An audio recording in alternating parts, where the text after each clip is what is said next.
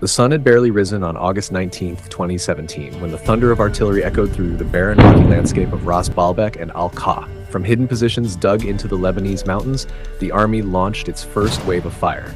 The operation had a name that carried weight: Al-Jurud, Dawn of the Outskirts.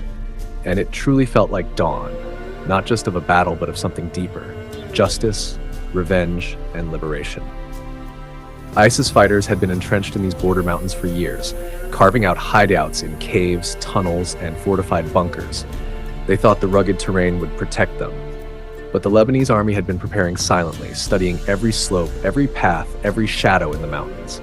The soldiers advanced carefully. They weren't rushing. They were methodical, determined, and fueled by the memory of their comrades, the kidnapped soldiers from 2014, whose fate was still unknown. Units moved in formation, sweeping through the valleys under the cover of artillery fire and drone surveillance. Skirmishes erupted in narrow passes. ISIS fighters, though fewer in number, used guerrilla tactics, landmines, and sniper positions to hold ground. Explosions from hidden IEDs turned the rocky trails into deadly traps. Yet the army didn't back down. Day by day, hill by hill, the soldiers climbed higher, pushing the militants back. They uncovered secret storage sites filled with weapons and ammo. In the heat of battle, the Lebanese flag was raised on strategic peaks like Khirbet Daoud and Wadi Mira as the enemy began to collapse under the pressure. The weather was harsh, the terrain was brutal, but morale was unshakable. One of the most emotional moments came midway through the offensive. Intelligence hinted at the location of the bodies of the kidnapped soldiers. The army paused the push to investigate.